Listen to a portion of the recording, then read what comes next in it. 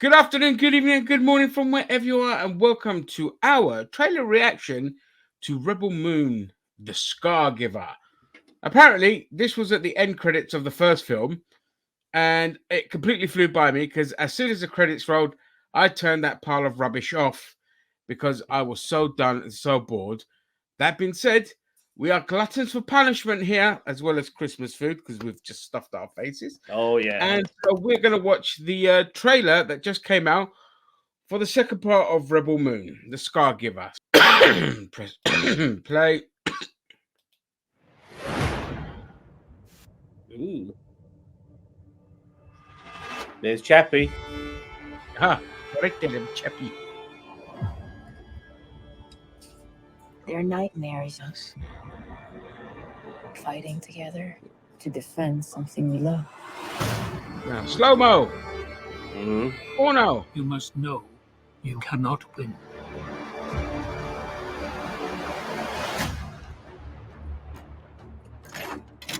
Gather every hunting rifle, every knife, every round of ammunition in the village. Nicer than Seven Samurai at all.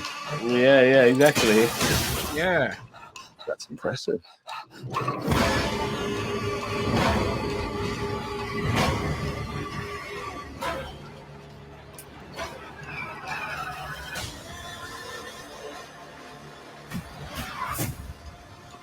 The time has Got a lot of Flashback. Warhammer vibes.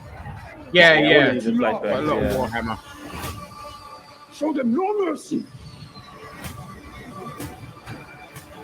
Here they come, all these big ships, You and they're going to stand beat between them. us and annihilation. They need to Yeah, but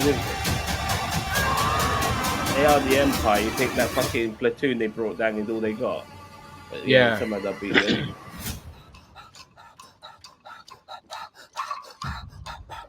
Tell me what we're trying to achieve here.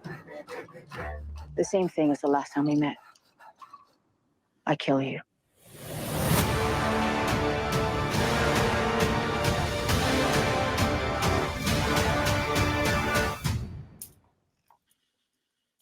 So, first of all, I have to Okay. ask: is that will Your there thought? be a director's cut of this fucking part as well? Because Yes.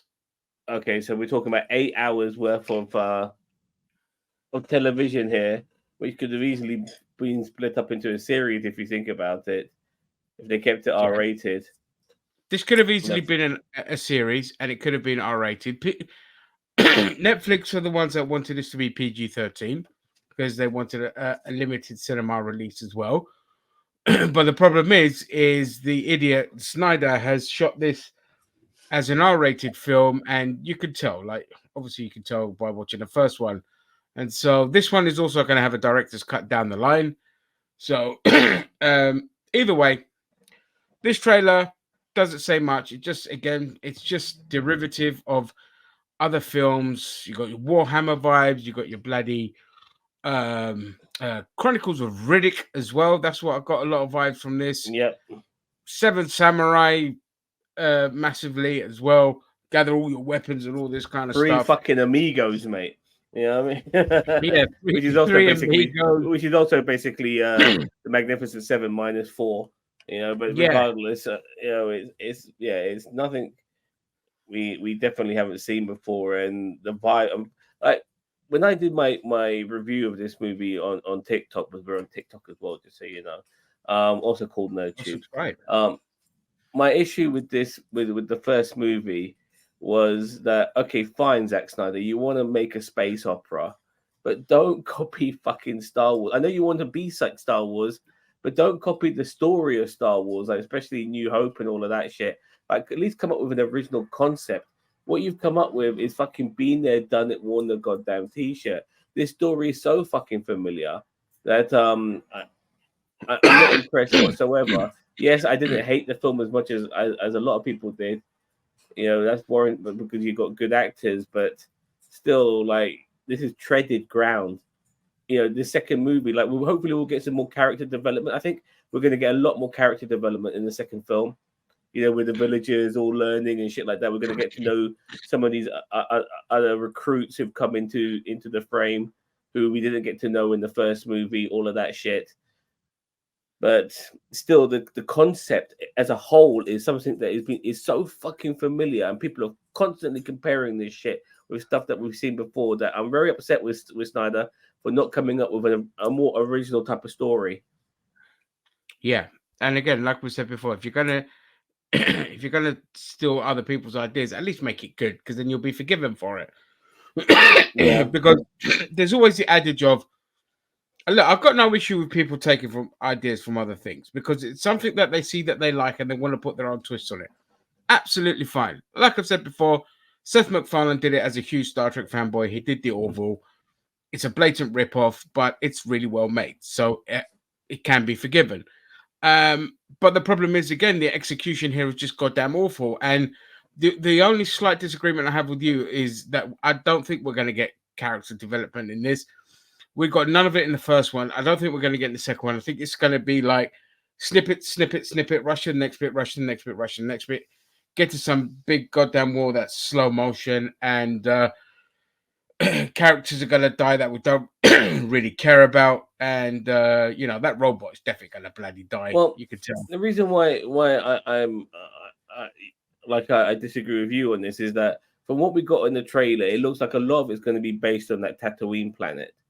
The fertile Tatooine, so to speak. Yeah. And then some of the other scenes we saw, like the Warhammer scenes, they look like flashbacks. So if we are going to be spending some time with some of these characters, we're going to get to know them more through their flashback, so to speak. And obviously, they are training the villagers to learn how to kick ass against the Empire, and those will be some of those character developments when we have our seven samurai teaching the villagers and the interactions they have with the villagers and all of that. I mean, that's about as close as we're going to get to character development. Don't get me wrong; it's not going to be full on. All right. You know, it remains to be seen what happens in this one.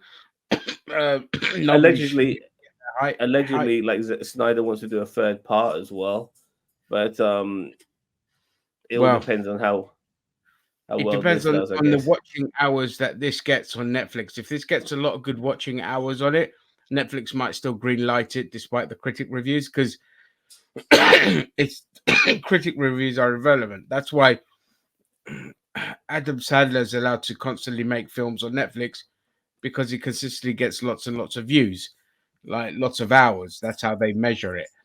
And so, and the audience score, in that regard, audience score was still favorable as well. Like it was still in the late 60s, early 70 percentages regarding that, and that's favorable to a degree, I guess. Exactly. And because of the Star Wars comparison as well, people were all up for watching it. I think people are gagging for alternatives as well, but like I said, this is more. This feels like a tribute act. You know what I mean? Like than a fucking alternative. That's the only problem. Yeah, that's the issue with it. And it remains to be seen if it's going to be any good or not. It's not out until April, so we've got plenty of time to recover from watching the first one. I still want to see the Snyder cut, by the way. I'm still going to watch the Snyder cut. I'm dying to see it because first of all, Snyder said that with the additional footage, it's almost like a whole different ball game of movie.